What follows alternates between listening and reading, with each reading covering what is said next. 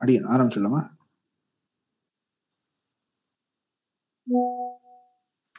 அவசியம் சுவாமி. ஸ்ரீமதி ராமானுஜன்.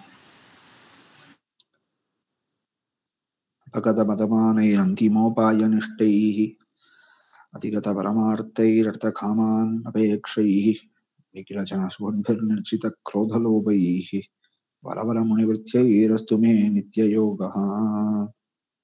ஏறார் வைகாசி விசாகத்தின் ஏத்தத்தை பாரோரறிய பகருகின்றேன். சீராரும் வேதம் தமிழ் செய்த மெய்யன் எழில் குருகைநாதன் அவதரித்த நாள். உண்டோ வைகாசி விசாகத்துக் கொப்பொரு நாள் குண்டோ சடகோபர் கொப்பொருவர். உண்டோ திருவாய்மொழி கொப்பு தென்குருகை குண்டோ ஒரு பாரசனில் ஒக்குமோர். இது சுவாமி மணவாள மாமுனிகளின் திவ்யமான ஸ்ரீசுக்தி. சுவாமி மணவாள மாமுனிகள் தெரிவிக்கிற வார்த்தை இங்க என்னன்னா, நம்மாழ்வாருக்கு சமானமான ஒரு கவி உண்டோ, உண்டோ சடகோபர் கொப்பொருவர். அவருக்கு இருக்கக்கூடிய ஏத்தத்தினாலே அவர் அவதரித்த நாளான வைகாசி விசாகத்துக்கு ஒப்பு சமானமான ஒரு நாள் உண்டோ. உண்டோ திருவாய்மொழி கொப்பு. அவருக்கு என்ன வைபவம்?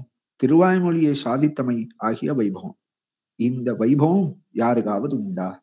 இதற்கு சமானமான ஒரு நாள் என்னைக்காவது இருக்குமா அப்படின்னு சுவாமி மணவாள மாமுனிகள் கேட்கிறார். அதுல ஒரு விசேஷணத்தை சுவாமி அவருக்கு இடறார். என்ன தெரிவிக்கிறார் அப்படின்னா, ஏறார் வைகாசி விசாகத்தின் ஏத்தத்தை பாரோரறிய பகருகின்றேன். எல்லாரும் வைகாசி விசாகத்துக்கு என்ன ஏத்தம்னு அறியும்படி நான் தெரிவிக்கின்றேன். ஏன்? சீராரும் வேதம் தமிழ் செய்த மெய்யன். நம்மாழ்வாருக்கு என்ன விசேஷம்னா, வேதம் தமிழ் செய்த மாறன், வேதம் தமிழ் செய்த மெய்யன்.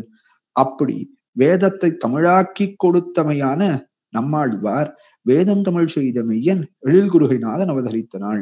இப்படி வேதத்தை தமிழாக்கி கொடுத்த நம்மாழ்வார் அவதரித்தமையாரே இந்த வைகாசி விசாகத்துக்கு ஒப்பான சமானமான ஒரு நாளே கிடையாது அப்படின்னு ரொம்ப ஆச்சரியமா கொண்டாடுறார் சுவாமி மணவாள மாமுனிகள். இப்போ நம்ம இன்னைக்கு பார்க்க போற கருத்து என்ன அப்படின்னா, மாறன் மறைப்பொருள் அப்படின்னு போட்டிருக்கோம். மாறன்னா சுவாமி நம்மாழ்வார். அவருடைய அவதார திருநக்ஷத்திர உற்சவத்தை ஒட்டி அவருடைய வைபவத்தை அனுபவிக்க கூடிய பிரக்கிரியையில அவருடைய திவ்ய கிரந்தமாகிய 4 பிரபந்தங்கள், அதுல அதை என்னன்னு அழைக்கிறோம்? மாறன் மறை அப்படின்னு அழைக்கிறோம். மறை அப்படின்னு அதை வேத சமானமாக்கி வேதத்துக்கு நிகராக்கி மாறன் மறை அப்படின்னு சொல்லி அந்த மாறன் மறையின் பொருள் என்ன அப்படி என்பதை நாம தெரிவிக்க முற்படப்போம். அதை பத்தி இன்னைக்கு தெரிஞ்சுட்டு ஆழ்வாருடைய வைபவத்தை அனுபவிக்கலான்னு அவ. இதுல முதல்ல நம்ம பார்க்க வேண்டியது, நம்மாழ்வார் மாறன்னு நன்னா புரியுறது. அதுல ஒன்றும் சம்சயமே இல்லை. நம்மாழ்வார் பாடிய திவ்ய பிரபந்தங்களை மறை வேதம்னு எப்படி சொல்ல முடியும்? அதை வேதம் அப்படின்னு எப்படி சொல்ல முடியும்? இது ஒரு முதல் கேள்வி நம்ம முன்னாட பிறக்கிறது. ஆழ்வார் பாசுரங்கள் வேத சாமியம்னு என்னமா சொல்லலாம் அப்படின்னு ஒரு கேள்வி பிறக்கிறது.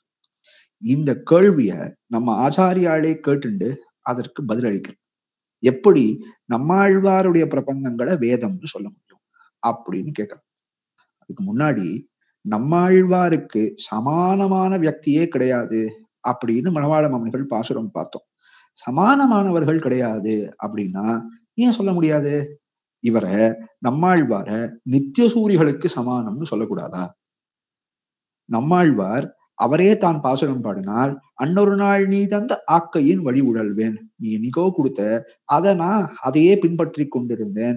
அந்த நாள்லாம் எப்படி இருந்தது? இந்த சரீரத்துக்கு, இந்த தேகத்துக்கு, அதுக்கு இறை போடுவதாகவே என்னுடைய நாட்கள் எல்லாம் கழிந்தது. அப்படி நான் தேகத்துக்கு இறை போட்டு கொண்டிருந்தேன். அதனால சம்சாரியாக, நித்திய சம்சாரியாக இருந்தேன். எனக்கு நீ மயர்பர மதிநலம் அருளி, அதாவது இருக்கக்கூடிய எந்த ஒரு தீங்கும் இல்லாத ஒரு ஞானத்தை நீ எனக்கு அருளி, மயர்வர மதிநலம் அருளி ஆழ்வார் ஆக்கினான் எம்பெருமான். ஆக ஆழ்வார நித்திய சூரிகளோட சமானம்னு சொல்லக்கூடாதா?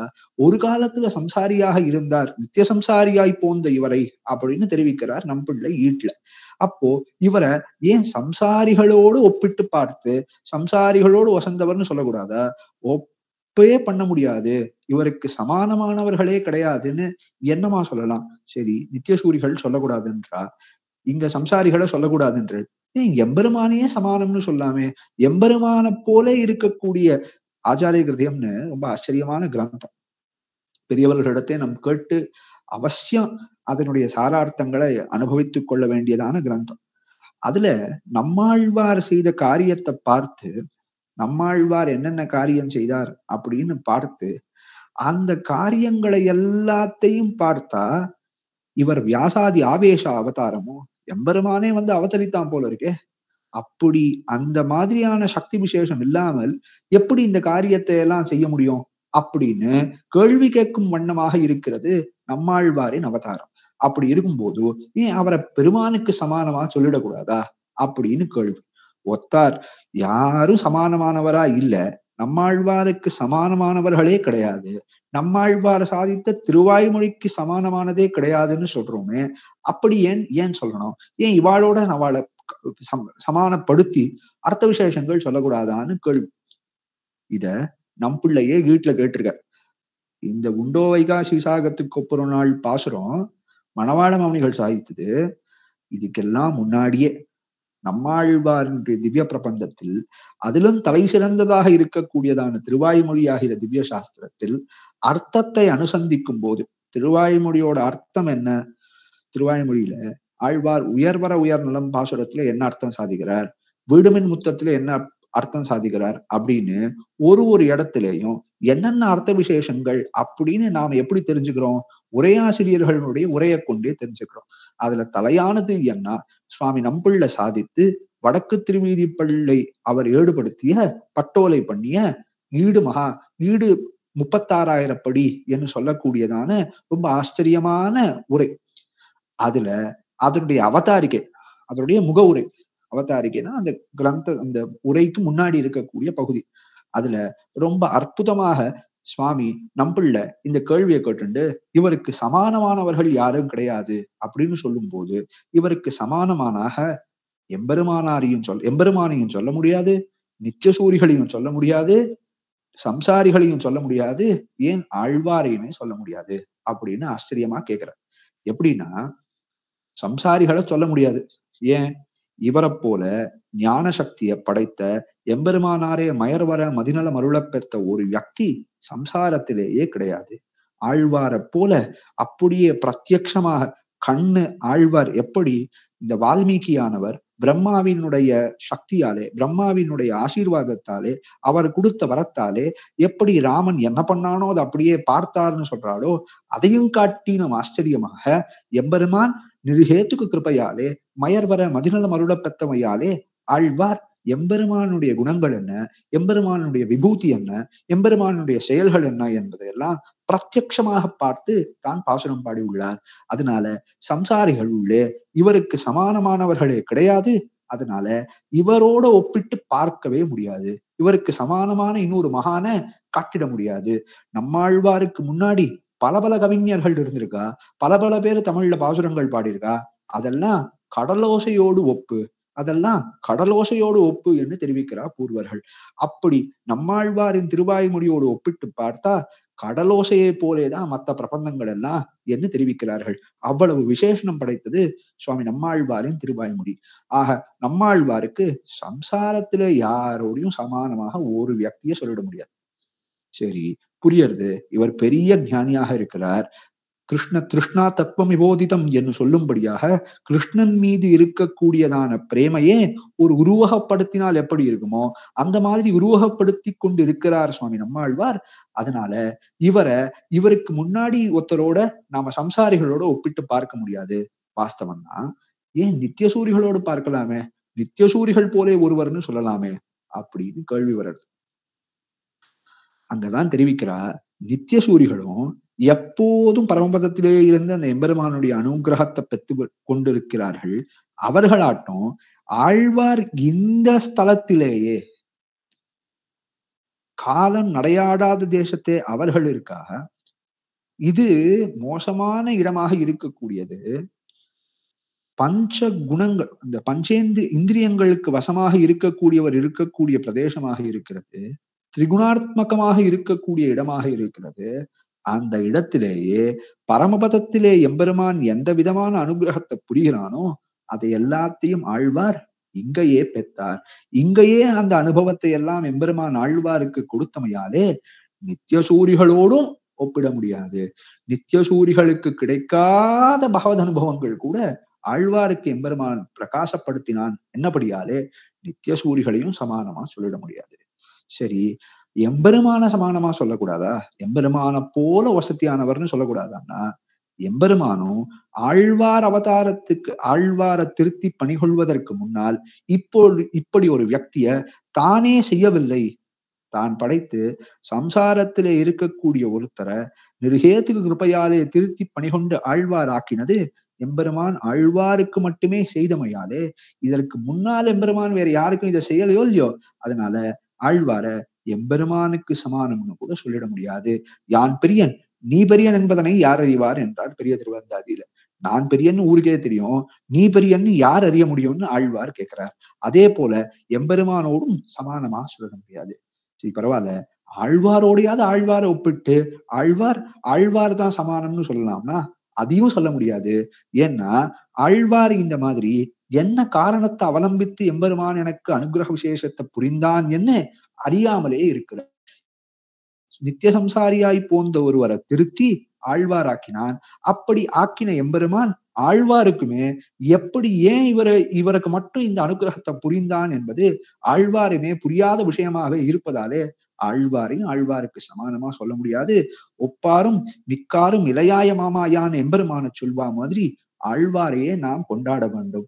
அவருக்கு சமானமான வியக்தி விசேஷமே கிடையாது என்று தெரிவிக்கிறார். இப்ப எதுக்கு ஆழ்வார எம்பெருமான் முதல்ல திருத்தினான் அப்படின்னு பார்க்கவன்.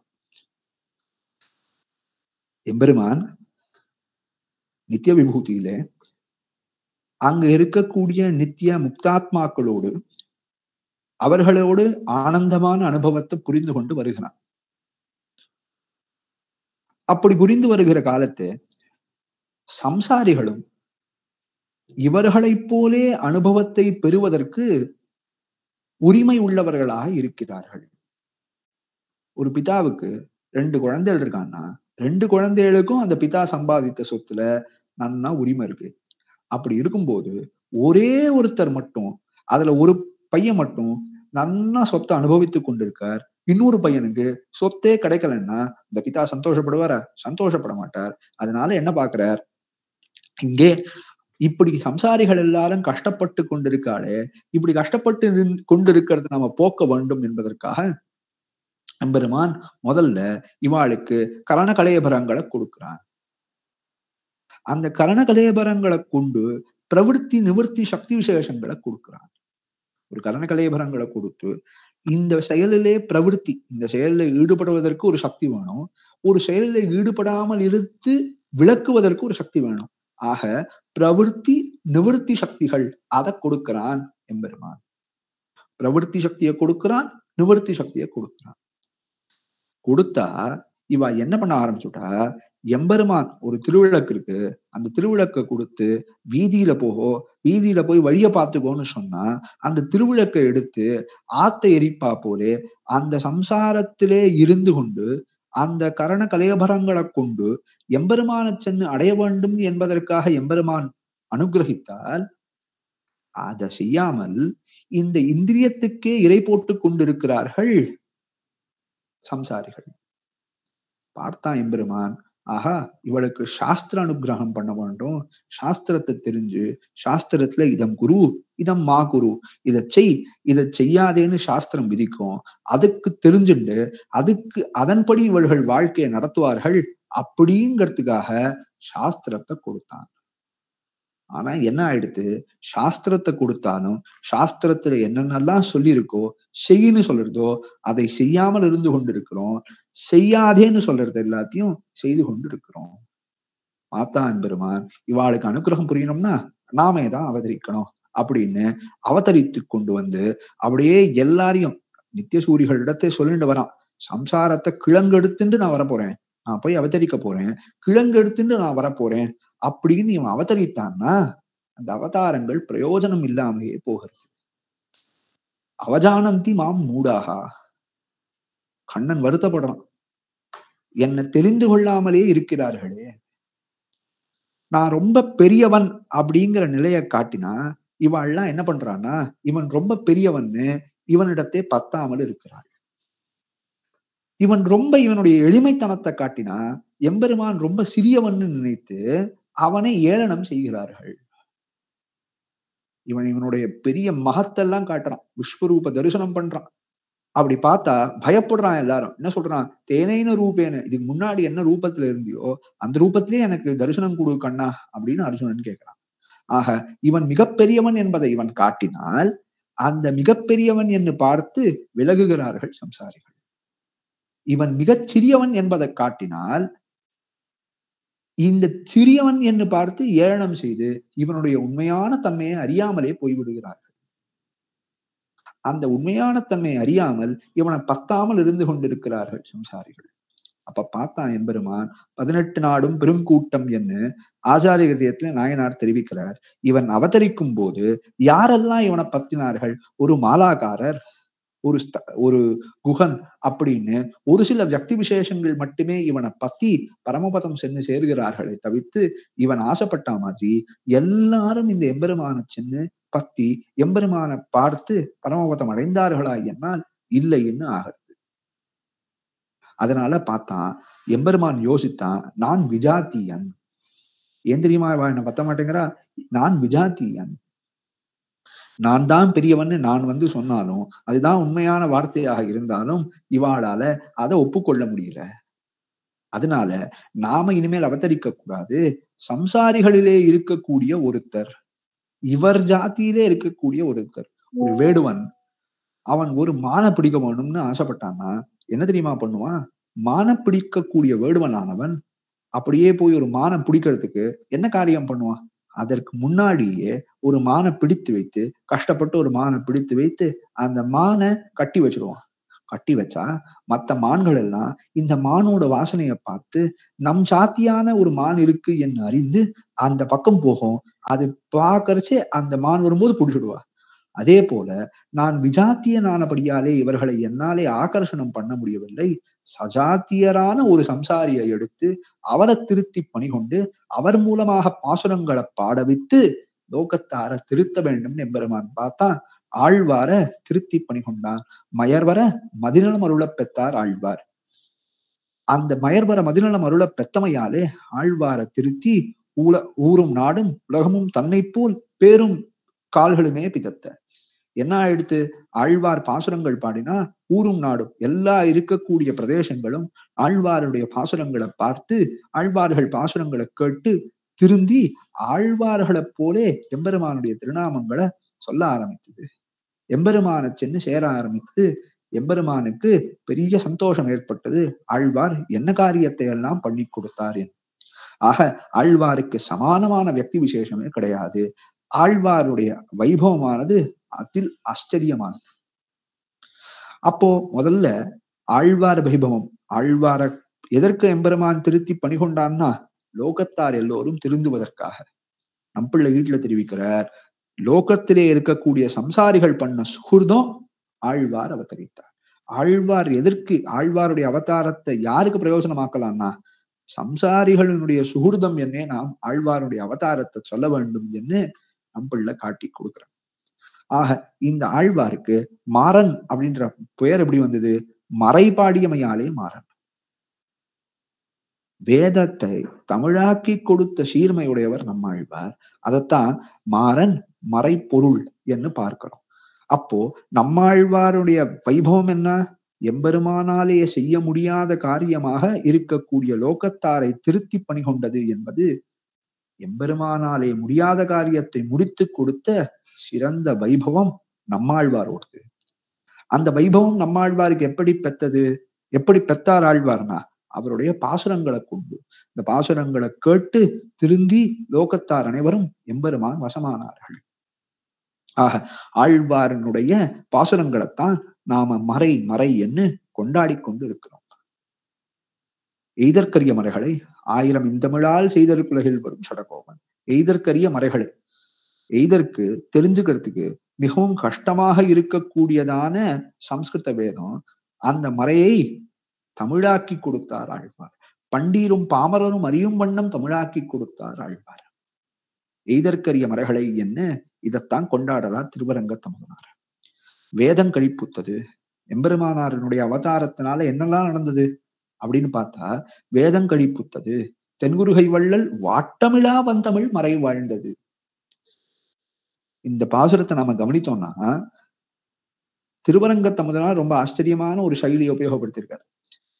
எம்பெருமானார் அவதாரத்துக்கு அப்புறம் வேதத்துக்கு கழிப்பு வந்தது, வேதம் கழிப்புத்தது. வேதமானது முன்னாடி ரொம்ப சோர்வா இருந்தது, அதற்கு கழிப்பு, அதற்கு சோர்வு போச்சு அப்படின்னு வச்சுக்கலாம். ஆனா தமிழ் மறையை பத்தி சொல்லும் போது என்ன தெரிவிக்கிறார் அப்படின்னா, தென்குருகை வாட்டமிலா வந்தமிழ் மறை வாழ்ந்தது. வேதத்துக்கு கூட, சம்ஸ்கிருத வேதத்துக்கு கூட ஒரு காலத்தே வாட்டம் இருந்தது, வாட்டம் போச்சு. அதனால வாட்டம் இல்லைங்கிற விசேஷணத்தை சம்ஸ்கிருத மறைக்கு அவர் இடவில்லை. தமிழ் மறைக்கு எப்படி சொல்றார்? தென்குருகை வாட்டமிழா வந்தமிழ். வாட்டமே இல்லாத தமிழ் மறையாக இருக்கக்கூடிய ஆழ்வார்கள் பாசுரங்கள் தலைத்தது எம்பெருமானார் அவதாரத்தாலே என்று தெரிவிக்கிறார். ஆக தமிழ் மறை என்று நாம நம்மாழ்வார் பாடிய பாசுரங்களை கொண்டாடுகிறோம். அதனுடைய பொருள் என்ன என்பதை பார்க்க வேணும். இப்ப முதல்ல நம்மாழ்வார் என்ன வைபவம்னு பார்த்தோம். எம்பெருமானாலும் செய்ய முடியாத காரியத்தை எல்லாம் முடித்து கொடுத்தார்னு பார்த்தோம். அடுத்து அதை எப்படி செய்தார்? அவருடைய பாசுரங்களை கொண்டு செய்தார். உபதேசபரமாக பண்ணக்கூடிய பாசுரங்களை கொண்டு செய்தார். அவருடைய அனுபவத்தை எல்லாம் பாசுரமாக படியினாலே அதை செய்தார். இத எப்படி மறைன்னு சொல்ல முடியும்? இதை எப்படி வேதசாமியம்னு சொல்ல முடியும் அப்படின்னு பார்க்கணும். அதான் கீழே கேள்வியா வினவினோம். எப்படி இதை மறைன்னு சொல்ல முடியும்? இது தமிழ்ல இருக்கு, எல்லாரும் கேட்கும் வண்ணம் இருக்கு. எல்லாரும் சொல்லலாம் அருளி செயல, இந்த அதிகாரிகள் சொல்லணும், இந்த அதிகாரிகள் சொல்லக்கூடாது அப்படின்னெல்லாம் வேதமே இல்லாததாக இருக்கக்கூடியதான திருவாய்மொழி இருக்கக்கூடியதான அருளி செயல், இத எல்லாரும் சொல்லும் வண்ணம் இருக்கும் போது இதற்கு எப்படி நம்மால் வேதசாமியத்தை கொடுக்க முடியும்? மறைன்னு நீங்க என்னவா இதை சொல்லலாம் அப்படின்னு கேள்வி. நாம எல்லாம் இங்க என்ன சொல்லிட்டு இருக்கோம்? ஒரு சில நூலை எடுத்து உலக பொதுமறை, உலக பொதுமறை அப்படின்னு சொல்றோம். எதை சொல்றோம்? திருக்குறளை சொல்றோம். இது எல்லாரும் கேட்டிருப்பேன். உலக பொதுமறைன்னு திருக்குறளை சொல்றத கேட்டிருப்பேன். வாஸ்தவத்துல திருக்குறளுக்கு ஒரு ஒரு ஒரு விசேஷனம் இல்ல, வசதி இல்லைன்னு அடியன் சொல்ல வரல. நம்பிள்ளையும் பல இடங்கள்ல திருக்குறளை நம்மாழ்வார் பாசுரங்களை விவரிக்கும் போது அதை உதாகரித்து விவரிக்கிறோம். இப்போ நம்ம ஆச்சாரியாரோட வியாக்கியானங்களை நீங்க சேவிச்சேன்னா பிரமாணங்களை இடுவா. இப்ப பிரமாணம் இடத்துனா எப்படின்னா, இப்ப நம்மாழ்வார் ஒரு கருத்தை சாதிச்சிருக்கார் அப்படின்னா இதற்கு இந்த வேத சாமியமாக ஒரு அர்த்தம் இருக்கு. வேதத்துல இருக்கக்கூடிய ஒரு இடத்துல சாண்டோக்கிய உபநிஷத்துல சொல்ற ஒரு வார்த்தை இதுக்காக ஒப்பா இருக்கு அப்படின்னா அதை எடுத்து காட்டுவார். இதே உபநிஷத்துல இருக்கக்கூடிய ஒரு வார்த்தை மாதிரி வேதாந்தத்துல மீமாம்சையில ஒரு வாக்கியம் இருக்கு, விஷ்ணு புராணத்துல ஒரு ஸ்லோகம் இருக்கு, ராமாயணத்துல இந்த அர்த்த விசேஷம் தெரியப்படுறது அப்படின்னா அதை எடுத்து காட்டுவார்கள். ஏன்னா இத பிரமாணம்னு சொல்ல வேணும். பிரமாணங்களை கொண்டுதான் நம்ம அர்த்த விசேஷங்கள் அறியணும். ஏன்னா நம்ம சித்தாந்தம் எப்படிப்பட்டது? வேதத்தை ஆதாரமாக கொண்டதான சித்தாந்தம், வேதத்தை ஆதாரமாக கொண்டது. நம்மாழ்வார் என்ன பாடுறார்? சுடர்மிகு சுருதியுள் இவையுண்ட சுரமே. சுடர்மிகு சுருதியுள் இதெல்லாம் எங்க தெரிவித்த, இதெல்லாம் எங்கேருந்து தெரிஞ்சுட்டீர்னா எல்லாம் வேதத்துக்கு வேதத்துல காட்டியிருக்கான் அப்படின்னு இவர் பாடுகிற பாசுரத்துக்கு ஆதாரமாக இருக்கக்கூடியது என்ன என்பதை ஆழ்வாரை காட்டி கொடுக்கிறார். ஆக வேதத்தை கொண்டு, வேதத்தை ஆதாரமாக கொண்ட சித்தாந்தம் தான் நம்ம சித்தாந்தம். ஆக அதுக்கு பிரமாணங்கள் இடும்போது திருவாய்மொழி ஆகிற திவ்ய சாஸ்திரத்தினுடைய அர்த்த விசேஷங்களை விவரணம் செய்யும் போது திருக்குறளை கூட எடுத்து பிரமாணமா சாதிக்கிறார். ஆக திருக்குறளுக்கு ஒரு ஒரு விசேஷனம் இல்லைன்னு அடிய நீங்க பேசல. ஆனா உலக பொதுமறை அப்படின்னு சொன்னா, மறை அப்படின்னு வேத சாமியத்தை கொடுக்கும் போது அங்கதான் ஒரு சிக்கல் ஏற்படுறது. என்ன சிக்கல் ஏற்படுறது? ஒரு பிரபந்தத்துக்கு ஒரு தமிழ்ல பாடின ஒரு பிரபந்தம் இருக்கு. இதுக்கு வேத சாமியத்தை யார் கொடுக்க முடியும் அப்படின்னா, வேதத்தை அறிந்த வல்லுநர்கள் மட்டும்தான் இது வேத சாமியம்னு கொடுக்க முடியும். உபய வேதாந்த வித்வான்களாக இருக்கக்கூடிய, சம்ஸ்கிருத வேதம் திராவிட வேதம் ரெண்டையும் அறிந்து இருக்கக்கூடியவர்கள், அப்படிப்பட்ட ஸ்ரீ வைஷ்ணவ ஆச்சாரியர்கள் அவாதான் சொல்லணும் இது வேதத்துக்கு சமானமானது, வேதத்திலே இருக்கக்கூடிய அர்த்தங்கள் இதுல இருக்கு. எனக்கு சம்ஸ்கிருத வேதத்தினுடைய அர்த்தங்களே தெரியாது அப்படின்னா அப்படிப்பட்ட ஒரு அதிகாரி இத வேதம் போன்றதுன்னு சொல்லவே முடியாது. ஆக அந்த கிரந்தத்துக்கு எவ்வளவோ வசதி இருந்தாலும் தமிழ் மறைன்னு சொல்ல வேண்டும்னா அது நம்மாழ்வாரினுடைய பாசுரங்களை மட்டுமே நாம தமிழ் மறைன்னு சொல்ல முடியும். மத்த எல்லாமே வேதத்துல இருக்கக்கூடிய ஒரு அர்த்த விசேஷம் இதுல இருந்து உள்ளலாம். ஆனா அதற்காக சாமியத்தை நம்மால் கொடுத்து விட முடியாது. இத அடியார்கள் அனைவரும் அறியவாங்க.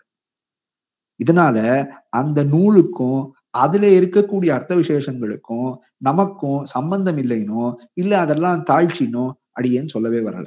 விஷயம் என்னன்னா, அத வேதசாமியம்னு சொல்ல முடியாது. அதுல இருக்கக்கூடிய வசந்த அர்த்தங்கள் பலவற்றில் இருக்கு. நம்மாழ்வாரினுடைய திருவாய்மொழிக்கு அர்த்தம் சொல்லக்கூடிய உரையாசிரியர்கள் பல இடங்கள்ல அதை எடுத்து உதாகரிச்சிருக்கா. அதனால அதுக்கு ஒன்றும் குறையெல்லாம் அடியேன்னு சொல்லல. நம்மாழ்வார் ஒரு பாசுரம் பாடியிருக்கார். பாலே தமிழர் இசைக்காரர் பத்தர் பரவும் ஆயிரத்தின் அப்படின்னு பாசுரம். அப்படியே ஆயிரமா 10 பாசுரங்களாக பாடின்னு வரார் நம்மாழ்வார் திருவாய்மொழி. பாலே தமிழர் இசைக்காரர் பத்தர் பரவும் ஆயிரம் அப்படின்னு ஒரு 10 பாசுரத்தோட பலஸ்ருதியை சொல்றார். இதுல பாலே தமிழர் இசைக்காரர் பத்தர் பரவும் ஆயிரத்தின் இந்த திருவாய்மொழி ஆயிரத்தை 4 விதமான அதிகாரிகள் ரொம்ப கொண்டாடறா. 4 விதமான அதிகாரிகள் இந்த திருவாய்மொழியை கொண்டாடுகிறார்கள். யாரெல்லாம் கொண்டாடுறா? பாலே தமிழர் இசைக்காரர் பக்தர். பக்தர் அடியார்கள் ரொம்ப சுலபமா புரியுறது. இசைக்காரர் இது சாமவேத சாரம். அதனால இசையை அறிந்தவர்கள், இசையிலே வல்லுநர்களாக இருக்கக்கூடியவர்களுக்கு திருவாய்மொழி மீது ரொம்ப ஆச்சரியமான பிரீத்தி விசேஷம் இருக்கு. இசைக்காரர் தமிழர், தமிழறிந்த வல்லுநர்கள் எல்லாம் திருவாய்மொழி மீது ஆச்சரியமான காதலை உடையவர்களாக இருக்கிறார்கள். நம்பிள்ளையே அந்த ஈட்டுல ஒரு தமிழன் உரைய ஒரு சில இடங்கள்ல எடுத்து காட்டுறார். ஆக நம்பிள்ளைக்கு முன்னாடியே ஒரு தமிழன், அதாவது சித்தாந்தம்ல ஸ்ரீ வைஷ்ணவ சித்தாந்தத்தை அவலம்பிக்காத ஒருவர் தமிழ் மொழி மட்டும் அறிந்த ஒருவராலே இதற்கு உரை இருக்கு. அந்த உரையை எடுத்து காட்டுறார் நம்பிள்ளை. ஆக தமிழ் கூறும் வல்லுநர்கள் எல்லாரும் இந்த திருவாய்மொழி மீது மிகுந்த காதலை உடையவர்களாக இருக்கிறார்கள். இது 3. அப்ப பாலே அப்படிங்கிறது யாரு? பாலே தமிழர் அப்படின்னு ஒரு அர்த்தம் பண்ணலாம். ஆனா பாலே அப்படி என்னது?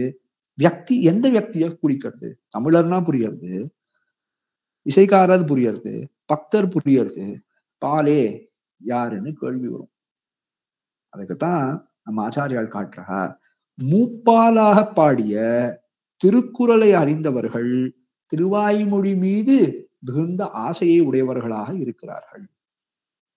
ஏன்னா அவர்தான் 3 பாலோடு தமிழிலே ஒரு கிரந்தத்தை பாடினார். பாலே என்னது? திருக்குறள் அறிந்தவர்கள் அப்படின்னு நிர்வாகம் பண்ணிருக்கார். ஆக பாலே தமிழர் இசைகாரர்னு தமிழ் படைத்தவர்கள் திருவாய்மொழியை ஆதரிக்கிறார்கள், திருக்குறள் அறிந்தவர்கள் தமிழ் மொழியை திருவாய்மொழியை ஆதரிக்கிறார்கள் என்று பூர்வர்கள் காட்டி கொடுத்திருக்கார். ஆக மறை என்னது திருவாய்மொழியைத்தான் சொல்ல வேணும், தமிழ் மறை என்னது ஆழ்வார் பாசுரத்தை மட்டும்தான் நாம் சொல்ல வேண்டும். திருக்குறள் அதிகாரிகள் கூட திருவாய்மொழி மீது அபரிமித காதலை உடையவர்களாக இருக்கிறார்கள் என்று நாம் கொள்ள வேண்டும். சரி, இப்ப இதுக்கு எப்படி சாமியத்தை கொடுக்க முடியும்? அதான் நம்ம ஆச்சாரியால் கேட்கிறா, வேதத்துக்கு சம்ஸ்கிருத வேதத்துக்கு என்னென்னலாம் இருக்குன்னு நீங்க ஒரு அட்டவணை போடுங்கோ, அது எல்லாத்தையும் நாங்க நம்மாழ்வார் பாசுரத்துக்கு இருக்குன்னு காட்டுறோம். ஒரு ரெண்டுத்துக்கும் ஒரு ரெண்டு வியக்திகளுக்கு ஒரு ரெண்டு விஷயத்துக்கு சாமியத்தை காட்டணும்னா எப்படி காட்டலாம்? இதுல இருக்கிறதெல்லாம் இதுல இருக்கு, இதனுடைய இத எப்படி நாம அறியறோம், இதனுடைய எசென்சியல் கேரக்டரிஸ்டிக்ஸ்னு சொல்றாங்க, இதனுடைய உள்பொருள், இதனுடைய தன்மை, இதெல்லாம் இதுல இருந்ததுன்னா இதையும் சாமியம்னு சொல்லலாம். அப்ப வேதத்தின் இருக்கக்கூடியதை எல்லாத்தையும் எடுத்து அதற்கு இருக்கக்கூடிய தன்மைகள் எல்லாம் தமிழ் மறையாகிய திருவாய்மொழிக்கு இருக்குன்னு சொல்லிட்டா இதுக்கு வேத சாமியம் கிடைத்திடும். மறை என்கிற சப்தம் இதற்கு ஆச்சரியமா பொருந்திடும். அதத்தான் எப்படின்னு காட்டுறார். நம்மாழ்வார் தான் பாடுறார் ஒரு பாசுரத்துல. என்ன பாசுரம் பாடிருக்கார் அப்படின்னா, வடமொழிவாணன் அப்படின்னு பாசுரம் ஆரம்பிக்கிறது. வடமொழிவாணன் அப்படின்னு பாசுரம் ஆரம்பிக்கிறது. அப்ப கேள்வி பிறக்கிறது, வடமொழிவாணன்னு பாசுரம் பாடினா அப்போ வடமொழி வாணன் அப்படின்னு பாசுரம் பாட, அப்போ அந்த மறை சம்ஸ்கிருத மறைன்னு கொண்டால் மட்டும்தான் தமிழ் மறைன்னு ஒண்ணு கொள்ள வேணும். இப்போ ஆண்டாள் பாசுரம் பாடியிருக்கா, பொல்லாவரக்கனை கிள்ளி கிளைந்தானைன்னு பாசுரம். பொல்லா அரக்கனை. இப்ப என்ன கேள்வி வரும்? அரக்கர்கள் என்னாலே பொல்லாதவர்கள் தான். அப்போ தனியா பொல்லாவரக்கன் எதுக்கு சொல்லணும்? அரக்கர்கள், அரக்கனை கிள்ளி கிடைந்தானேனாலே பொருந்தும். ஏன்னா அரக்கர்கள்ங்கிற சப்தத்துக்கு அர்த்தம் விசேஷம் என்ன? குரூரமான தன்மையை உடையவர்கள், பொல்லாங்கு செய்பவர்கள் தான் அர்த்தம். அப்போ பொல்லாவரக்கனைன்னு எதுக்கு சொல்லணும் அப்படின்னு கேள்வி ஒரு மொழியோ. ஏன்னா நல்லவரக்கனும் உண்டானபடியாலே. எல்லா அரக்கர்களும் கெட்டவர்கள்னு சொல்ல முடியாது. விபீஷண ஆழ்வான் இருக்கானே, விபீஷணஸ்து தர்மாத்மா நது ராட்சத சேஷ்டிதா அப்படின்னு தெரிவிக்கும்படியாக இருப்பதாலே விபீஷணனை நல்லவரக்கன் என்று சொல்லவும். எல்லாரும் ஒரே மாதிரியே இருந்தா, அப்போ எல்லா அரக்கர்களும் ஒன்னா இருந்தா பொல்லாவரக்கன்னு சொல்ல வேண்டாம். சில அரக்கர்கள் நல்லவரக்கர்களாக இருக்கிறபடியாலே, ஒரு அரக்கன் நல்லவரக்கனாக இருக்கிறபடியாலே அவனை மட்டும் விசேஷனம் படுத்துவதற்காக, அவனையும் இதோடு கூட்டாக சேர்த்துடக்கூடாதுங்கிறதுக்காக பொல்லாவரக்கன்னு சொல்றோம். அதே போல தமிழ் மறைன்னு ஒண்ணு இல்லாத பட்சத்தில் வெறும் வடமொழி வாணன்னே தேவையில்லையே. அந்த வடமொழி மறையாலே சொல்லப்பட்டவன் எம்பெருமானே சொல்ல வேண்டாமே, மறையாலே சொல்லப்பட்ட எம்பெருமானே சொல்லிடாமே. ஒரே ஒரு மறை சம்ஸ்கிருதம் மட்டும்தான் வேதம் அப்படின்னு இருந்தா தமிழ்ல வேதம் இருக்குன்னு சொல்ல முடியாதுன்ற ஒரு காரணம். தமிழ்ல வேதமே இல்லை, நம்மாழ்வார் திருவாய்மொழியே இல்லைன்னா சம்ஸ்கிருத வேதம்னு எதுக்கு குறிப்பிட்டு சொல்லணும்? சம்ஸ்கிருத வேதம்னு ஏன் குறிப்பிட்டு சொன்னோம்னா தமிழ் வேதம் உண்டானபடியாலே. இது முதல் அம்சம். ரெண்டாவது, நீங்க வேதசாமியம்னு சொல்றாரு. வேதத்துக்கு அங்கங்கள் உண்டு, உபாங்கங்கள் உண்டு. சீக்ஷா, வியாக்கரணம், சந்தஸ், ஜோதிஷம், நிருக்தம், கல்பம். சீக்ஷா, வியாக்கரணம், நிருக்தம் அப்படின்னு எல்லாம் 6 அங்கங்கள் கூடியது வேதம். வேதத்துக்கு அங்கங்கள் உண்டு. இந்த ஒவ்வொரு அங்கமும் என்ன வேத பாகத்தை தெரிவிக்கிறதுன்னு இன்னொரு நாள் வச்சுப்போம். வேதத்துக்கு 6 அங்கங்கள் உண்டு. ஜோதிஷம் என்ன, எந்த விஷயத்தை சொல்ல வந்தது, கல்பம் என்ன சொல்ல வந்தது, நிருக்தம் என்ன சொல்ல வந்தது, சீக்ஷா எதை சொல்றது, வியாக்கரணம் எதை சொல்றது, இதெல்லாம் அர்த்த விசேஷங்களுக்கு வேதத்தினுடைய அங்கங்கள். இதெல்லாம் இப்போ நீங்க நம்மாழ்வார் பாடின பாசுரங்கள் 4 பாசுரங்கள் இருக்கு. திருவாசிரியம், திருவிருத்தம், திருவாசிரியம், பெரிய திருவந்தாதி, திருவாய்மொழி. இந்த நாலுத்துக்கும் வேத சாமியம் சொல்லணும்னா இந்த நாளத்துக்கும் அங்கம் உண்டா அப்படின்னு கேள்வி. அதைத்தான் தெரிவிக்கிறார் பூர்வர்கள். என்ன ஆயிடுத்து அப்படின்னா, நம்மாழ்வார் பாடிய 4 பாசுரங்களுக்கு திருமங்கையாழ்வார் பாடிய 6 பிரபந்தங்கள் அங்கமாக அமைகிறது. நம்மாழ்வார் பாடிய 4 பாசுரங்களுக்கு திருமங்கையாழ்வார் பாடிய 6 பிரபந்தங்கள், 4 பிரபந்தங்களுக்கு திருமங்கையாழ்வார் பாடிய 6 பிரபந்தங்கள் அங்கங்களாக ஆறுது. இதற்கு எப்படி அங்கி பாவம் இருக்கு அது எல்லாத்தையும் காட்டி கொடுக்கிறா பூர்வர்கள். அவகாசின்மையால இதை அங்கம்னு இதோட விண்ணப்பம் பண்ற. திருவாய்மொழி 4 பிரபந்தங்கள், திருமங்கையாழ்வார் பாடிய பிரபந்தம் அங்கி, நம்மாழ்வார் பாடிய பிரபந்தங்கள் அங்கி, ஆழ்வார் பாடிய பாசுரங்கள் பிரபந்தங்கள் அங்கங்களாக அமையது. இதுவும் 6 பிரபந்தம், அதுவும் 6 அங்கம். நீங்க வேதத்துக்கு அங்கம் இருக்குன்னு சொன்னேடா, 4000 திவ்ய பிரபந்தங்கள்ல திருமங்கையாழ்வார் பாடிய பாசுரங்கள் 6 பிரபந்தங்கள், நம்மாழ்வார் பாடிய 4 பிரபந்தங்களுக்கு அங்கங்களாக ஆகிவிடுகிறது. அதனால வேதத்துக்கு அங்கம் இருக்கா, நம்மாழ்வார் பாடிய பிரபந்தங்களுக்கும் அங்கம் இருக்கு. வேதத்துக்கு உபாங்கங்கள் இருக்கு. ஏனைய ஆழ்வார் பாடிய பாசுரங்கள் எல்லாம் உபாங்கங்களாக அமைகிறது. ஆக நம்மாழ்வார் பாசுரங்களுக்கும் நம்மாழ்வார் பிரபந்தங்களுக்கும் அங்கங்கள் உண்டு, உபாங்கங்கள் உண்டு. வேதத்துக்கும் அங்கங்கள் உபாங்கங்கள் இருக்குமா போதே. அடுத்து வேதம் அநாதின்னு சொல்லப்படுறது. வேதம் அநாதி காலங்களா இருக்கு. வேதத்தை அநாதின்னு சொல்லணும். நம்மாழ்வார் பாடிய பாசுரங்கள் இருக்கு, அது தமிழிலே உள்ளதான பிரபந்தமாக அமைகிறது. தமிழை ஆகஸ்தியம் என்று சொல்றோம், அகஸ்திய முனிவராலே கொண்டு வரப்பட்டதுன்னு சொல்றோம். அப்படி இருக்கும்போது இதற்கு எப்படி அநாதித்துவம் சொல்ல முடியும்? கேள்வி வரும் இல்லையோ. வேதத்துக்கு இருக்கக்கூடிய வேதத்தையும் நம்மாழ்வார் பாடிய பாசுரத்தையும் சமானம்னு நாம சொன்னாதான் நம்மாழ்வார் பாடிய பாசுரங்களை மறைன்னு சொல்ல முடியும்.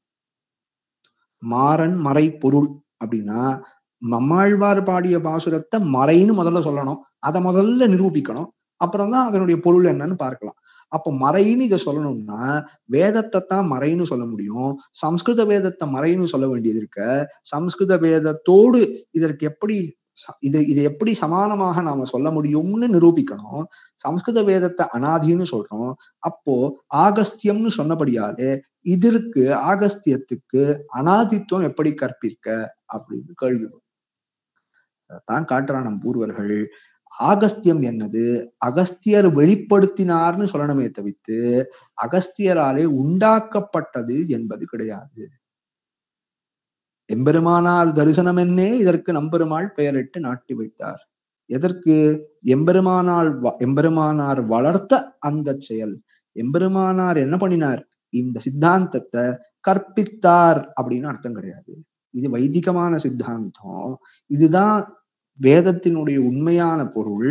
இத எம்பெருமானார் வளர்த்தார், வெளியுண்டு பண்ணினார் அப்படின்னு சொல்லலாமே தவிர்த்து இங்க வளர்த்தார் தான் சொல்லணும்.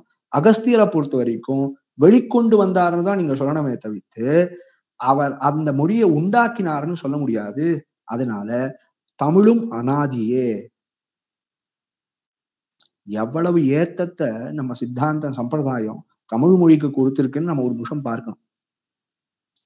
நாம எம்பெருமான சேவிக்க போறோம், கோயில்கள்ல புறப்பாடு கண்டருள்றான் எம்பெருமான். புறப்பாடு கண்டருளும் போது எம்பெருமானுக்கு முன்னாடி அருள் செயல அத்தியாபக சுவாமிகள் சேவித்துக் கொண்டு வருகிறார்கள். எம்பெருமானுக்கு பின்னாடி வேதம், சமஸ்கிருத வேதமானது அத்தியாபக சுவாமிகளாலே சேவிக்கப்படுறது. எம்பெருமான் வேதத்துக்கு முன் செல்க, வேதத்துக்கு முன்னாடி போறான், சம்ஸ்கிருத வேதத்துக்கு முன்னாடி போறான் எம்பெருமான். ஆனா ஆழ்வார்கள் வாக்கியம் ஒண்ணுத்த கடந்து எம்பெருமான் போவதில்லை. ஆழ்வார்கள் பாசுரத்தை ஒண்ணுத்த கடந்து எம்பெருமான் போவதில்லை. அவ்வளவு வசதி, அவ்வளவு ஏத்தம் சித்தாந்தத்திலே தமிழ் மொழிக்கும் ஆழ்வார்கள் பாசுரங்களுக்கும் கொடுக்கப்பட்டிருக்கு. ஆக தமிழும் அநாதியே என்று நாம கொள்ள வேண்டும். வேதம் அநாதியா, இதுவும் அநாதி என்னே நாம் கொள்ள வேண்டும். அப்படின்னு வேதத்துக்கு இருக்கக்கூடிய தன்மைகள் எல்லாத்தையும் எடுத்து அது போலவே இதுவும் இருக்கு, அதுக்கும் இதுக்கும் சாமியத்தை சொல்லி இது அது வடமொழி வேதம், வடமொழி மறைன்னு சொல்ல வேண்டும், இத தென்மொழி மறைன்னு சொல்ல வேண்டும் என்று நம்ம ஆச்சாரியால் நிரூபித்து காட்டியிருக்கார். வேதத்துக்கு என்னென்னலாம் இருக்கோ அது நம்மாழ்வார் திருவாய்மொழிக்கும் இருக்கு என்று காட்டி, அதனாலே இதை மறை என்று சொல்லலாம்னு பூர்வர்கள் காட்டியிருக்க. நம்மாழ்வார் மாறன், மறை பொருள். மாறனாகிய நம்மாழ்வார் வைபவம் என்ன? எம்பெருமானாலும் முடியாத காரியங்களை எல்லாம் முடித்து கொடுத்தார். அவர் பாடிய பிரபந்தங்களுக்கு இருக்கக்கூடிய சீர்மை என்ன? வேத சாமியமாக இருக்கும்படியாதே அதை மறை என்று சொல்ல வேண்டும். வேதத்தை தமிழாக்கி கொடுத்தார் நம்மாழ்வார், பண்டீரும் பாமரனும் அறியும் வண்ணம் தமிழாக்கி கொடுத்தார் நம்மாழ்வார். அதனால அதை மறை என்று நாம் கொண்டாடுகிறோம். அதனுடைய பொருள் யாது அப்படின்னு நம்ம பார்க்கணும். இத ஒரு நாளும் சொல்லலாம், ஒரு வாரம் சொல்லிட்டு இருக்கலாம், ஒரு வருஷம் சொல்லலாம், ஜன்மா பரியந்தம் சொல்லலாம். அதனுடைய தாத்பரியாம்சம் என்ன, அதனுடைய பொருள் என்ன அப்படின்னு நம்ம சொல்லணும்னா சொல்லிக்கொண்டே இருக்கலாம். அப்படி இருக்கு நம்மாழ்வாரனுடைய பிரபந்தங்களினுடைய சீர்மை. நம்மாழ்வார் பிரபந்தங்களின் சீர்மை அவ்வளவு ஆச்சரியமானது. அதனுடைய தாத்பரியாம்சம் என்ன என்பதை நம்ம ஆச்சாரியால் காட்டி கொடுத்ததை எடுத்து பார்த்தோம்னா ஒரு ஜன்மா போராது, அவ்வளவு காலம் அனுபவித்துக் கொண்டே இருக்கலாம் என்னும்படியாக இருக்கு. நம்மாழ்வார் என்னுடைய திருவாய்மொழிக்கு நம்ம என்ன பெயரிட்டு இருக்கோம்? திருவாய்மொழின்னு நாதமுனிகள் பெயரிட்டார். நம்மாழ்வார் தான் சில பெயர்களை இடுறார். அவாவிலந்தாதி, அவாவிலந்தாதிகளால் இவை ஆயிரம்னு அவாவிலந்தாதின்னு பெயரிட்டார். இது மாதிரி பல திருநாமங்களை நம்மாழ்வார் தானே இட்டிருக்கார். அதுல நாம எல்லா பிரபந்தங்களுக்கும் புலவர் யாருன்னு சொல்றோம். திருப்பாவ புலவர் யாரு? திருப்பாவஜியர்னு எம்பெருமானார கொண்டாடுறோம். திருப்பாவையினுடைய அர்த்த விசேஷங்களிலே அவ்வளவு ஆதரத்தோடு இருந்தபடியாரே எம்பெருமானார் ராமானுஜரை திருப்பாவைஜியர், திருப்பாவை புலவர்னு சொல்றோம். திருவாய்மொழி புலவர் யாரு? திருவாய்மொழி புலவர் யாருன்னா திருமங்கையாழ்வார் தான் திருவாய்மொழி புலவர். என்னமா சொல்றேன்? நீங்க சொல்லிட்டு ஆயிடுமா? நம்மாழ்வாருக்கும் நம்மாழ்வார் பாடிய பாசுரங்களுக்கெல்லாம் திருமங்கையாழ்வார் பாடிய பாசுரங்கள் அங்கங்கள்னு நீர் தெரிவிக்கிறீர். அதை சொல்லணுங்கிறதுக்காக நீர் என்ன பண்றீர் தெரியுமா? நம்மாழ்வாரினுடைய பாசுரங்களுக்கான புலவர்னு திருமங்கையாழ்வார சொல்லிக்கிறீர் அப்படின்னு நாம சொல்ல முடியும். ஆனா அதை அடியேன் சொல்லல, திருமங்கையாழ்வாரே தான் தெரிவிக்கிறார். திருமங்கையாழ்வார் தான் என்ன சொல்லிக்கிறார்? இருந்தமிழ் நூல் புலவன். தன்னை என்ன சொல்லிக்கிறார்? இருந்தமிழ் நூல் புலவன். இருந்தமிழினுடைய இருந்தமிழ்னு ஒரு நூல் இருக்கு, அந்த நூலோட புலவன் நான் அப்படின்னு தெரிவிக்கிறார். இருந்தமிழ் நூல் புலவன் தன்னை கொண்டாடிக்கிறார் திருமங்கையாழ்வார். சரி, அதனால என்ன? இருந்தமிழ் நூல் புலவன்னு தன்னை கொண்டாடினாரே தவிர்த்து திருவாய்மொழி புலவர்னு தன்னை கொண்டாடிக்கலையே. அப்போ நீர் எப்படி திருவாய்மொழி புலவர்னு நம் திருமங்கையாழ்வார சொல்ல முடியும்? அவர் என்ன சொல்லிண்டார்? இருந்தமிழ் நூல் புலவன் தானே தன்னை சொல்லிண்டார். அப்படி இருக்கும்போது என் நெஞ்சத்துள் இருந்து அப்படின்னு திருவாய்மொழி புலவர்னு சொன்னார்னு என்னமா நீர் சொல்ல முடியும் அப்படின்னா அத நம்மாழ்வார் காட்டுறார். என் நெஞ்சத்துள் இருந்து இங்கிருந்தமிழ் நூல் இவை மொழிந்து வண்ணெஞ்ச திறனியனை மார்பிணந்த வாட்டாத்தான்னு 10ஆம் பத்துல பாடக்கூடியதான அற்புதமான பாசுரம். அந்த பாசுரத்துல நம்மாழ்வார் என்ன பெயரிடுறார்? என் நெஞ்சத்துள் இருந்து இங்கிருந்தமிழ் நூல் இவை மொழிந்து, இருந்தமிழ் நூலை மொழிந்தான் எம்பெருமான். ஆக நம்மாழ்வார் பாடிய பாசுரங்களுக்கு நம்மாழ்வாரிட்ட பெயர் தான் இருந்தமிழ் நூல்.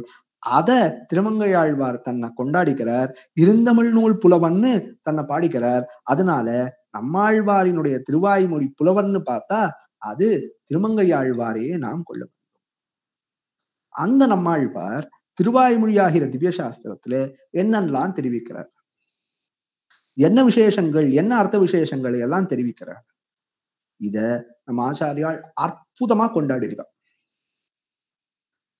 இந்த வேத சாமியத்தை நாம திருவாய்மொழி நம்மாழ்வார் பிரபந்தங்களுக்கு இட்டபடியாக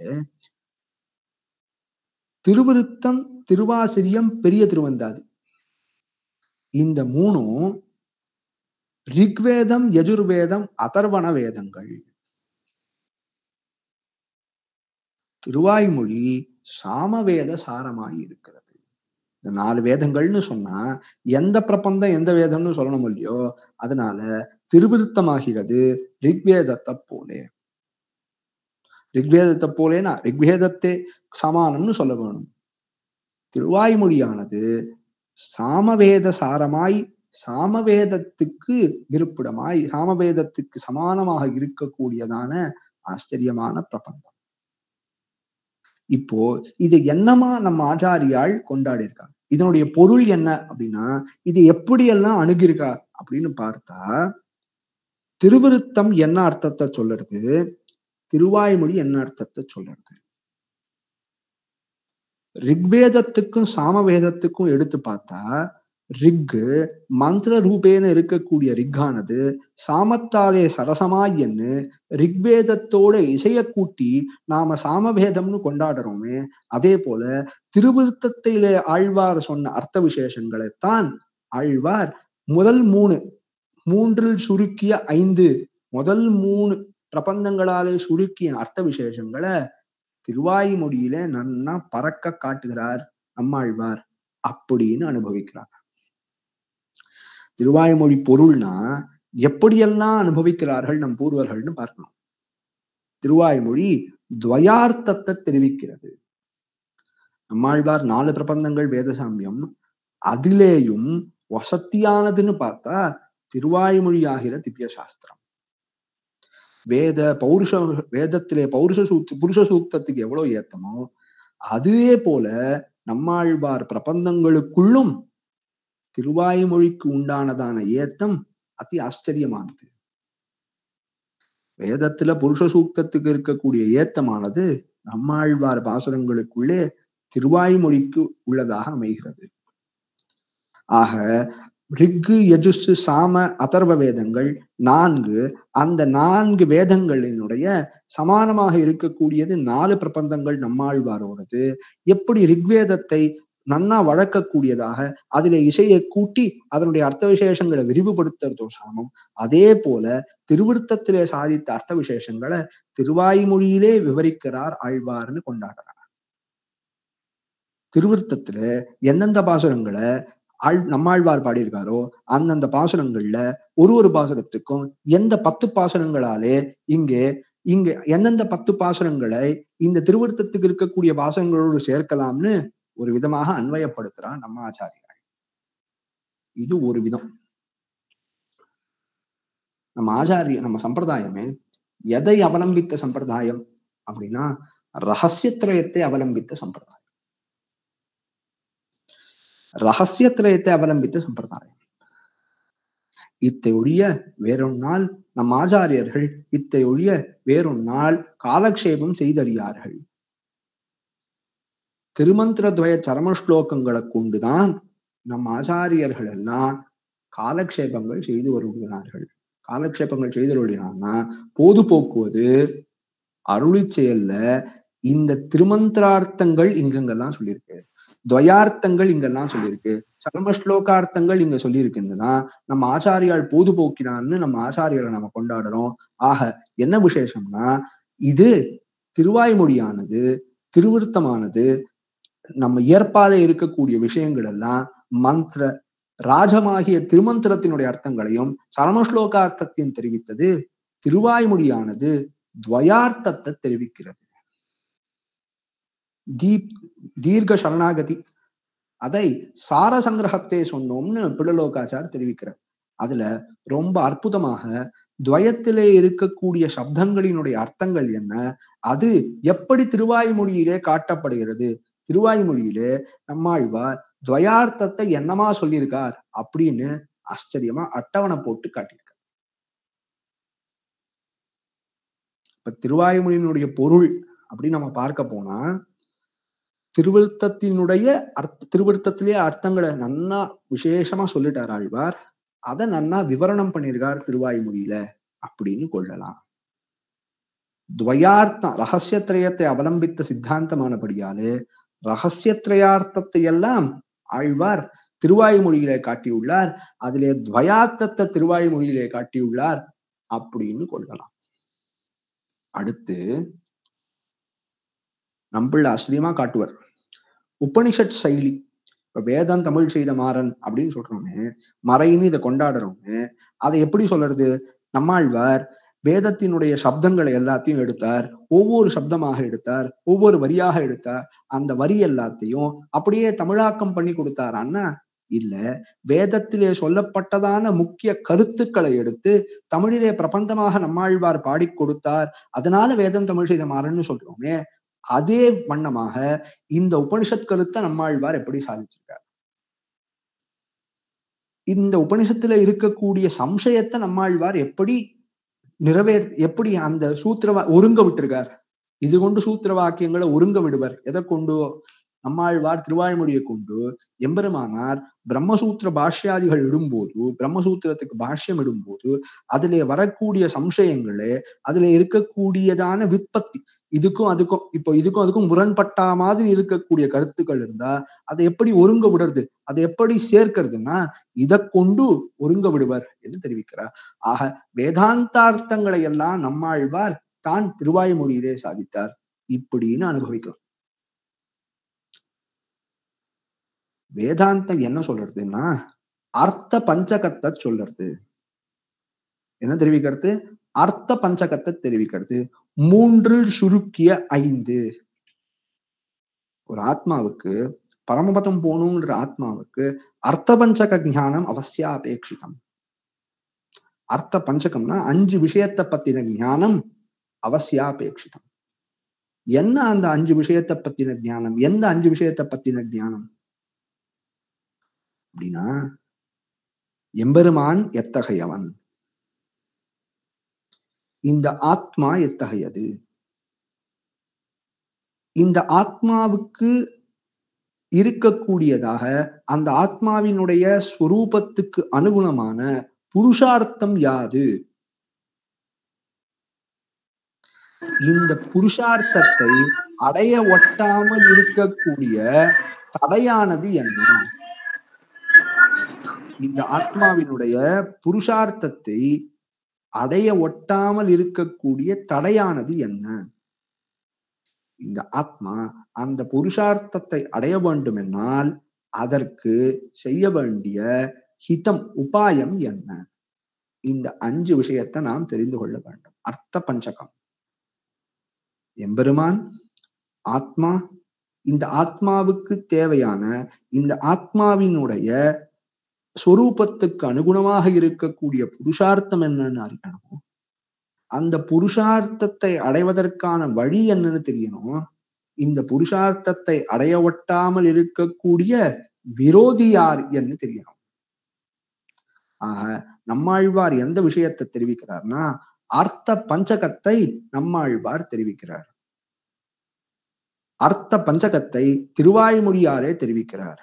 3 சுருக்கிய 5 என்று முதல் 3 பிரபந்தங்களாலே சுருக்கமாக தெரிவித்த இந்த அர்த்த பஞ்சக ஞானத்தை திருவாய்மொழியிலே நன்னா பிரகாசமாக தான் தெரிவிக்கிறார்.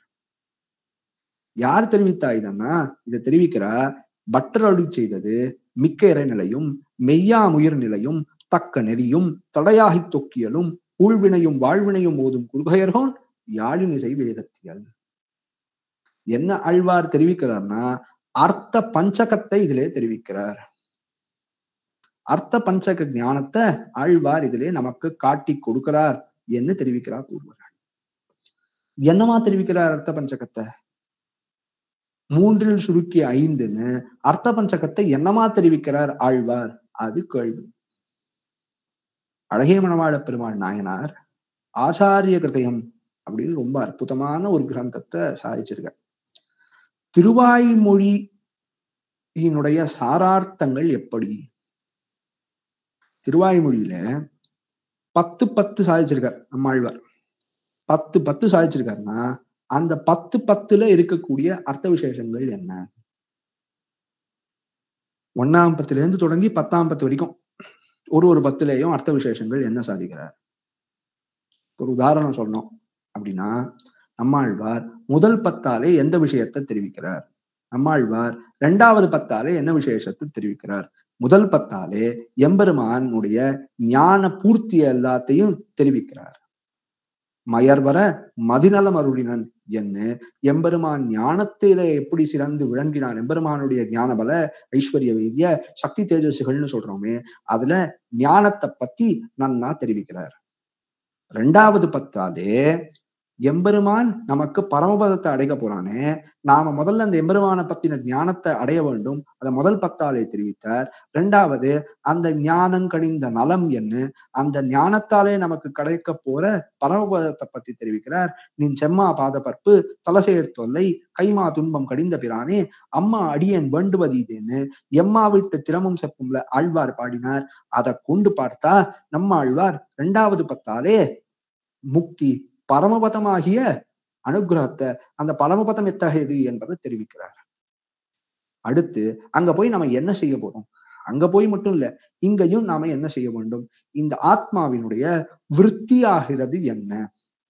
விருத்தி காரியம் என்ன? பரமபதத்துல போய் என்ன காரியம் செய்ய போறான்? விருத்தி என்ன?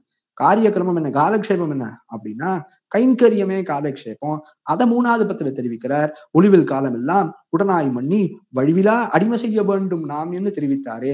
ஆக 3வது 10 ஆழ்வார் கைங்கரியம் விருத்திய தெரிவிக்கிறார். கைங்கரியம் ஏற்பட்டு கைங்கரியம்தான் முக்கிய பிரயோஜனம்னு 3வது 10 தெரிவிச்சுட்டார். அடுத்து இந்த கைங்கரியம் நிலை நிற்க வேண்டும்னா விரோதி பரிகாரம் ஆக வேண்டும். இப்போ ஒருத்தருக்கு ரொம்ப பெரிய ஆசை, சக்கரை பொங்கல் சாப்பிடணும்னு ஆசை. பெருமாள் பிரசாதம் திருவள்ளிக்கேணி பார்சாரதி எம்பெருமான் ஆச்சரியமா சக்கரை பொங்கல் சாப்பிட்டிருக்கார். அந்த சாப்பிட்ட பிரசாதத்தை நாம அனுபவிக்க வேண்டும், சாப்பிட வேண்டும்னு ஆசை. அப்படின்னா அந்த சக்கரை பொங்கல் சாப்பிடறதுக்கு முன்னாடி என்ன வேணும்னா விரோதி பரிகாரம் ஆக வேண்டும். வயிற்றுல உபாதை இருந்ததுன்னா சக்கரை பொங்கல் சாப்பிட்டுட்டே இருக்க முடியுமா? முடியாதோ இல்லையோ. அதனால 4வது 10 ஆழ்வார் 3வது 10 விருத்தி, அதாவது கைங்கரியம் நம்மளுடைய காரியக்கிரமம் என்னன்னு தெரிவித்தார். விரக்தியை தெரிவிக்கிறார். அதாவது எம்பெருமான தவித்து இருக்கக்கூடிய இத்தர விஷயங்களிலே விரக்தி வேண்டும் என்பதை தெரிவிக்கிறார். ஒரு நாயகமாய் ஓட உலகுடன் ஆண்டவர் கருணாய் கவர்ந்த காலர்னு ஒரு நாயகம் ஆகிற 10 பாசுரத்தாலே எப்படி விரக்தி வேணும்? இதெல்லாம் அல்பங்கள், அஸ்திரங்கள். எம்பெருமான தவித்து நாம அனுபவிக்கக்கூடிய போக்கிய வஸ்துக்கள் எல்லாம் அல்பங்கள், அஸ்திரங்கள் என்று தெரிவிக்கிறார் ஒரு நாயகத்தாலே. அதனால விரக்தி வேணும் என்பதை தெரிவிக்கிறார் 4வது 10.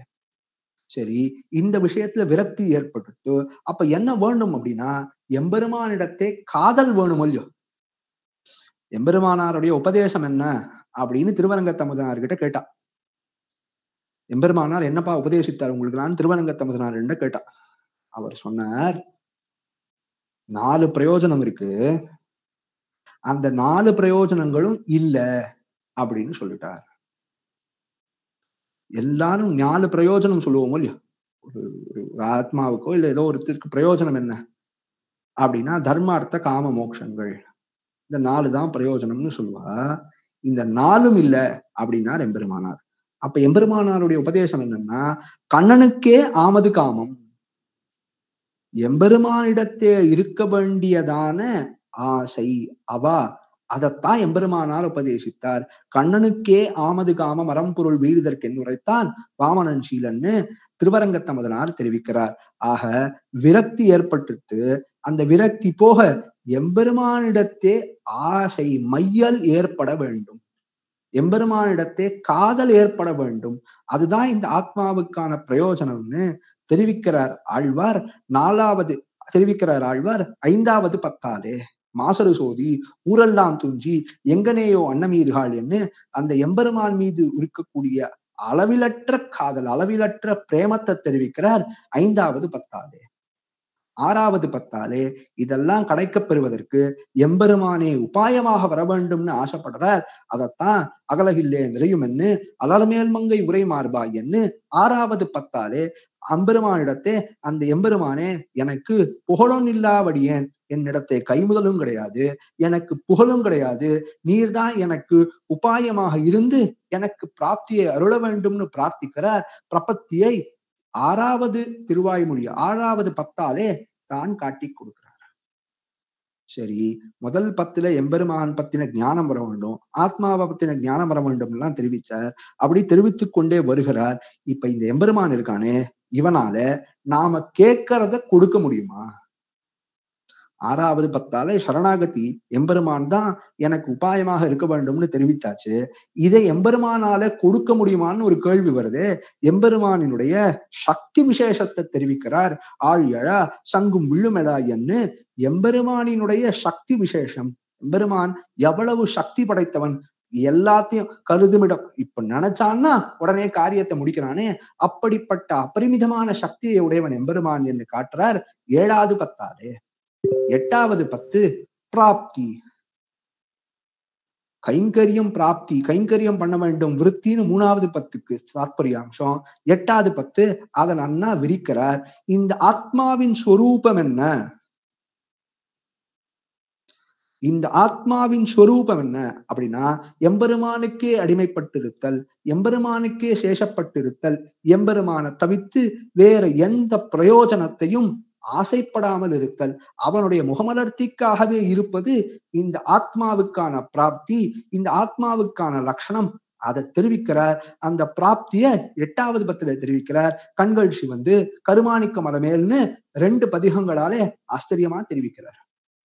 அடியேனுள்ளான் உடலுள்ளான் என்னபடி கண்டாயே, அடியேனுள்ளான் உடல் உள்ளான். இந்த ஆத்மாவினுடைய லட்சணங்களை காட்டும் போது எம்பெருமானுக்கு சேஷப்பட்டிருத்தல் என்பது ஒரு லட்சணம், எம்பெருமான இந்த ஆத்மாவுக்கு ஞானம் இருக்கு, இந்த ஆத்மாவுக்கு சக்தி இருக்கு என்பது இன்னொரு லட்சணம்.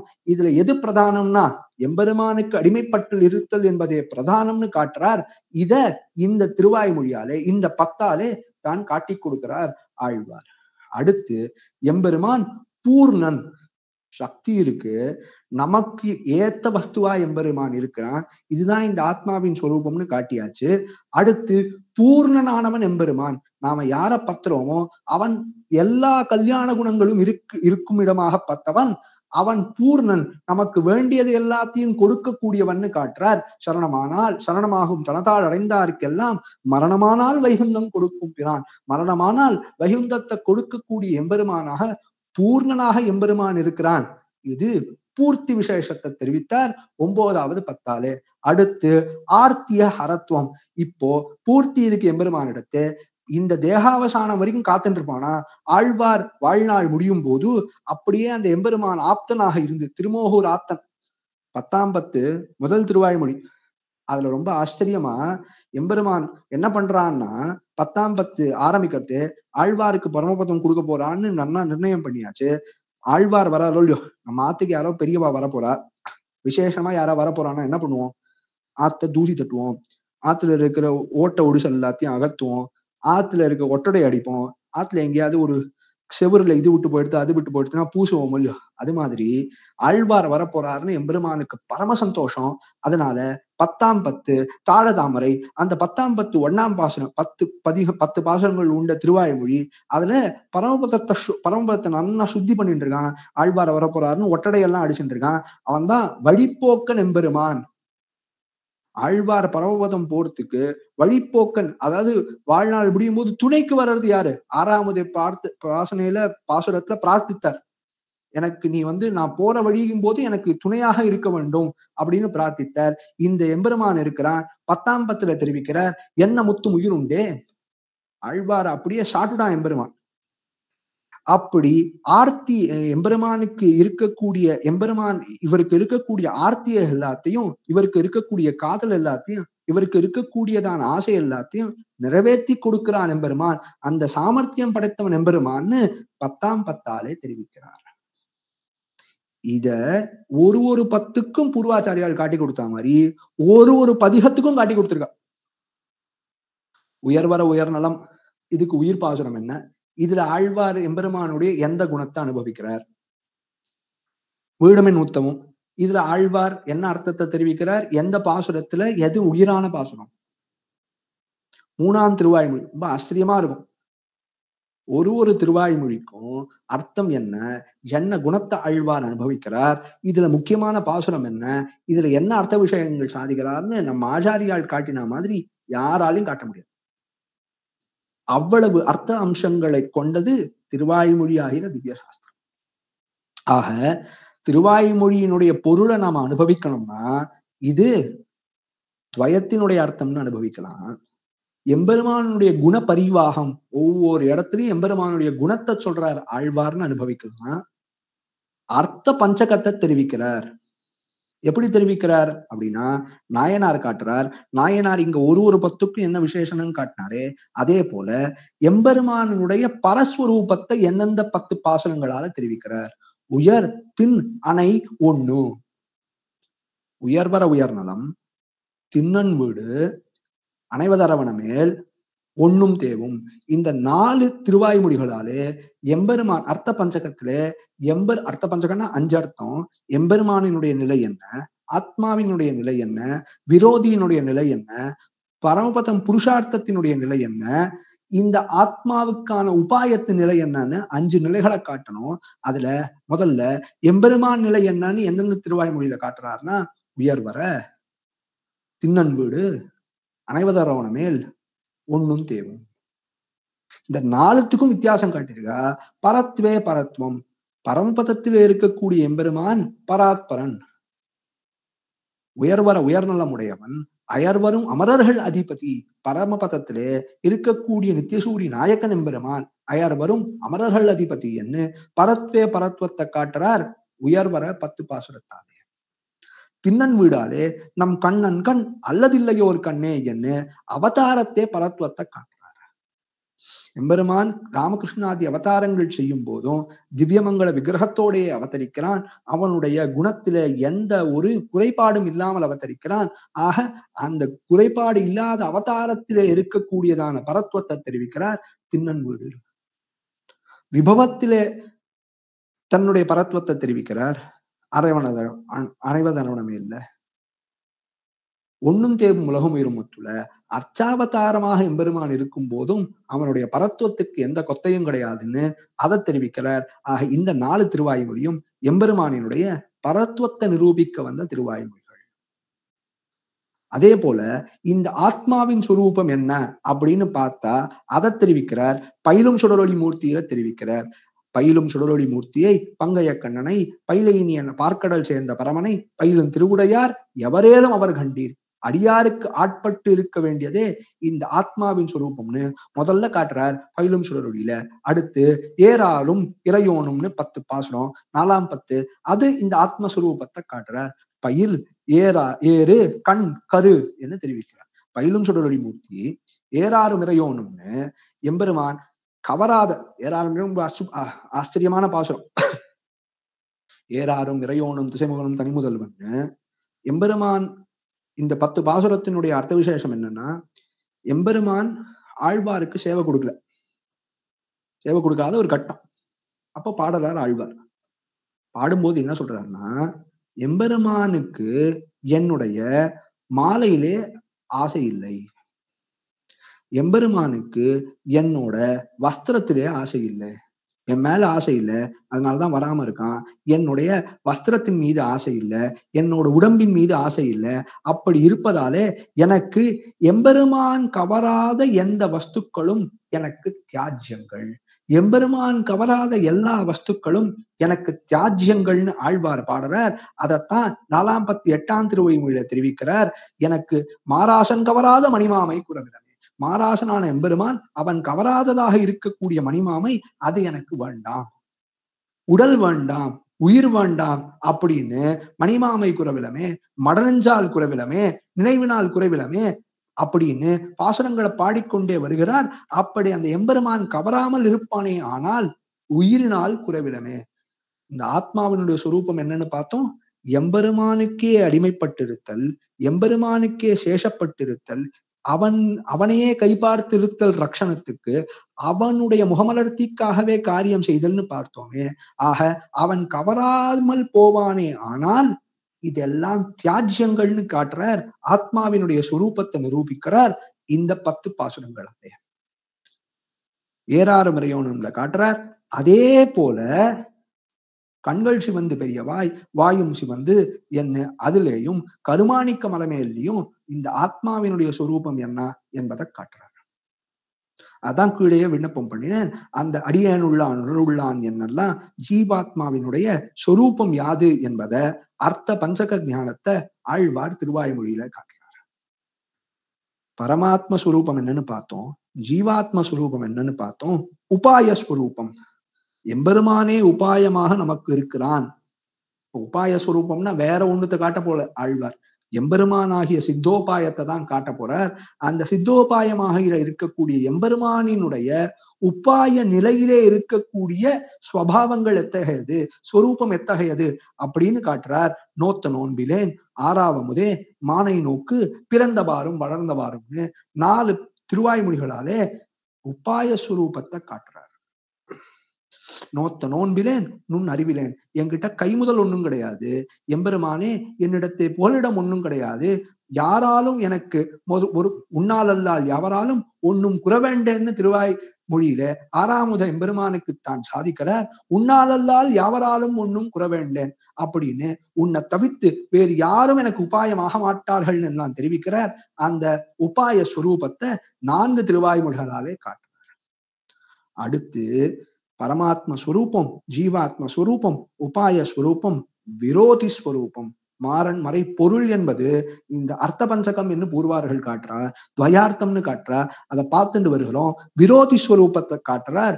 வீடுமின் முத்தவுமாலே சொன்னால் விரோதம் இது ஒரு நாயகமாய் கொண்ட பெண்டிர் மக்கள் என்ன, இந்த எம்பெருமானை நாம் அடைவதற்கு தடையாக இருக்கக்கூடிய வியக்திகள் என்ன, தடையாக இருக்கக்கூடிய விஷயங்கள் என்ன, அதனுடைய சொரூபம் என்ன என்பதை 4 திருவாய்மொழிகளாலே வீடுமின் முத்தமும் எல்லாத்தையும் விட்டுடுங்கோ. வீடுமின் முத்தமும் எப்படி பாடுறார் ஆழ்வார்னா, முத்தமும் வீடுமின் தான் இருக்கணும். இப்ப நம்ம யாராவது ஒருத்தட்ட போயிட்டு ஏதாவது ஒன்னத்தை கையில வச்சுட்டு இருக்கா அப்படின்னா, போட்டுடு அத அப்படின்னு சொல்ல போறது இல்லை, அதை போட்டுடு அப்படிதானே சொல்லுவோம். யாரோ தமிழ் பேச தெரியாதவன் தமிழ் பேசுற மாதிரி போட்டுடு அத அப்படின்றாரு, அத்தை போட்டுடு அப்படின்னு தானே சொல்லணும். கையில ஏதோ ஒரு விசேஷம் இருக்கு, அதை விட்டுடு அப்படின்னு சொல்ல வேணும். என்ன பண்ணுவா, கையில இருக்கிறது எந்த சாமான்னு சொல்லி அதை விட்டுடு அப்படின்னு தானே சொல்லணும். ஆழ்வார் எப்படி பாடுறார், வீடுமின் முத்தமும், முத்தமும் வீடுமின் தான் இருக்கணும், எல்லாத்தையும் விடுங்கோன்னு சொல்லணும், விடுங்கோ எல்லாத்தையும் அப்படின்றாருன்னா அதுக்குதான் ஆச்சாரியால் காட்டுறா.